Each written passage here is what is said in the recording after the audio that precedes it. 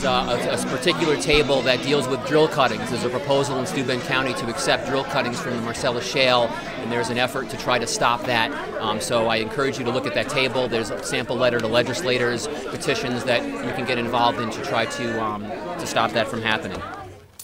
As far as the forum today, it's a particularly, the timing and the content of the forum I find to be particularly important because, as many of you may know, the Department of Environmental Conservation has recently issued their environmental impact statement. And the purpose was to provide a review, the full impact of high-volume hydraulic fracturing in New York, but the result was really 1,500 pages of guidelines, of really just generally guidelines. And it failed to address a lot of different important issues, and we're fortunate to have a lot of great speakers here that are going to be talking about those issues. For example, the EIS contains little to no data on what's been going on in Pennsylvania, the groundwater contamination and other problems that they've been having, which is odd, of course, because Pennsylvania is in such close proximity to us and they've been drilling for years. But we're fortunate to have two speakers who are going to be talking about their experiences in Pennsylvania. There is little to nothing in the EIS on a risk analysis or assessment of the potential human health impacts of hydrofracking. Again, odd, considering that places all over the country have been experiencing several severe health impacts, and we're lucky to have Dr. Steingraber to talk about her research and her findings. And also, again, it's important to understand the EIS is just what I said before. It's a set of guidelines. They're not regulations with the force of law. They're not laws. They're just guidelines. Now, regulations are eventually going to be put into place, but it's very probable that permits for hydrofracking will occur before these regulations governing all the aspects of hydrofracking are put into place. And even if the specific regulations are put into place, the DEC is woefully understaffed, and they will be unable to monitor all the drilling that could potentially happen. Even the DEC's own estimates say that we need hundreds and hundreds of different monitors and staff people to be able to oversee the potential this hydrofracking, and we don't have anywhere near that. So we're faced with the prospect of thousands and thousands of wells being dug and only a handful of DEC staffers to monitor that. And we have a speaker here that is going to be able to talk about what we can do as local communities in order to try to get a handle on this issue. Before we get to our speakers, I understand that there's the organizers of the forum felt it important to have one person speak about a particular issue that's been happening that we've been hearing about as far as balance goes. So I'd like to introduce before the speakers a local writer, Mr. Steve Coffman.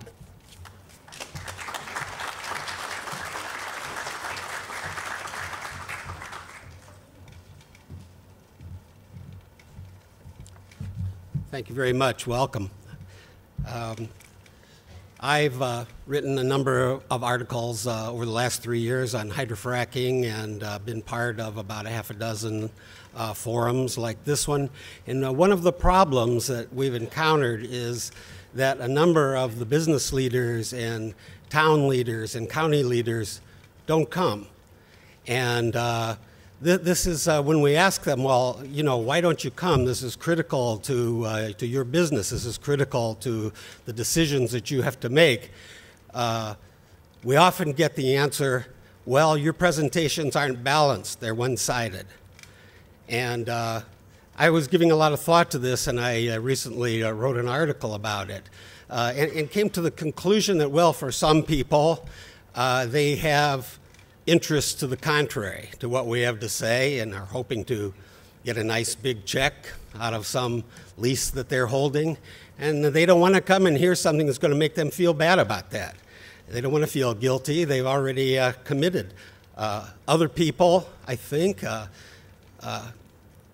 don't come because they've been exposed to the industry side.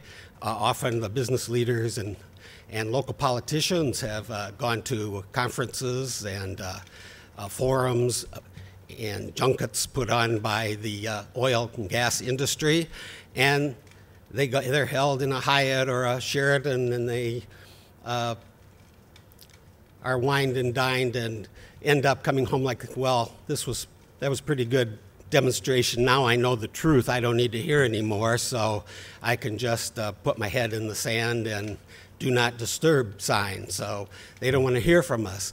Well, these arguments are both specious and red herrings.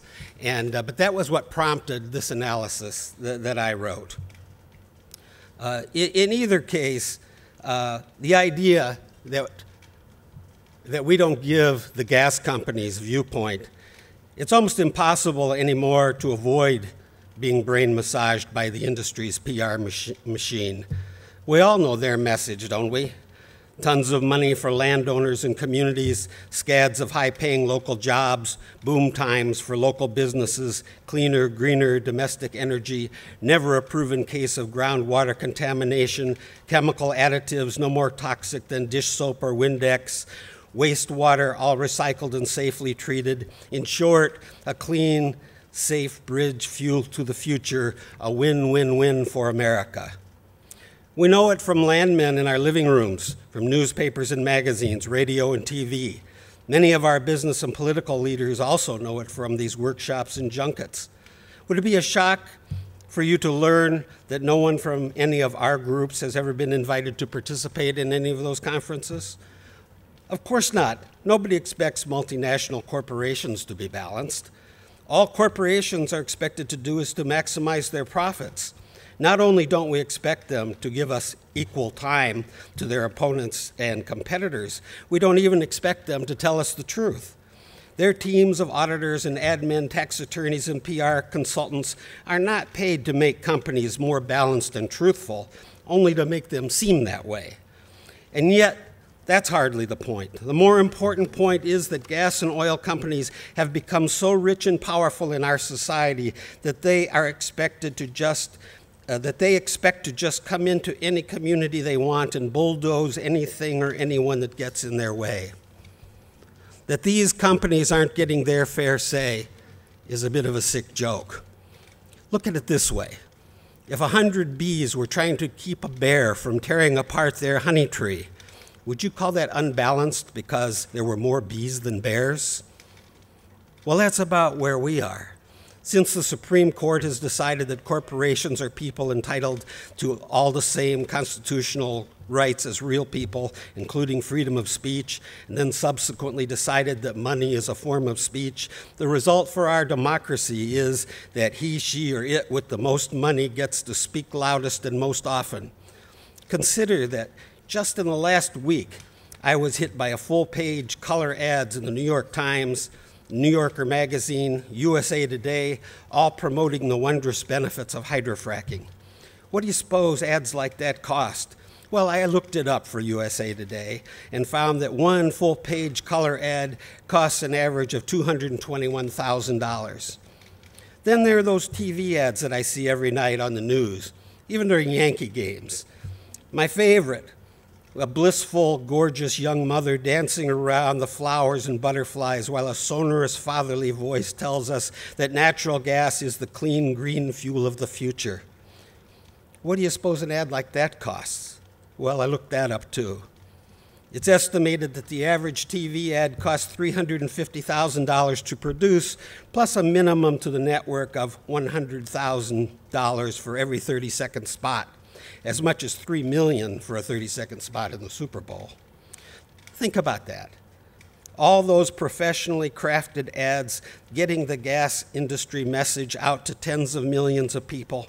If money is speech, I'd have to say that the industry has already been grabbing the bear's share, and not a peep about balance. We won't even mention the hush-hush tens, if not hundreds of millions of dollars that gas companies spend on political lobbying and campaign contributions, because then we might have to divulge how much we get at our forums for passing the hat. How big a bear is this on the other side of the scales? Oil giants such as BP, ExxonMobil, Shell, and Chevron now dominate the gas industry. In 2010, last year, for instance, Atlas Energy and XTO Energy were bought out by Chevron and ExxonMobil for $2.3 billion and $41 billion, respectively. And Chesapeake sold 25% of its Texas Barnett shale assets to French giant Total for $2.25 billion to give Chesapeake more cash to invest in us, the Marcellus Shale. But not to worry. I'm sure we can trust ExxonMobil, Shell, BP, and Chevron and Chesapeake to protect our environment, right? It seems to me that if people really want a bit of balance, they need to work a little harder to hear our side, because the industry side is everywhere. If we're ever going to get the scales anywhere close to even, we're going to need a lot more local citizens to understand both sides and get active. The Finger Lakes is our honey tree, and if we want to protect it, we don't need to give the bear a ladder. What we need is a lot more angry bees.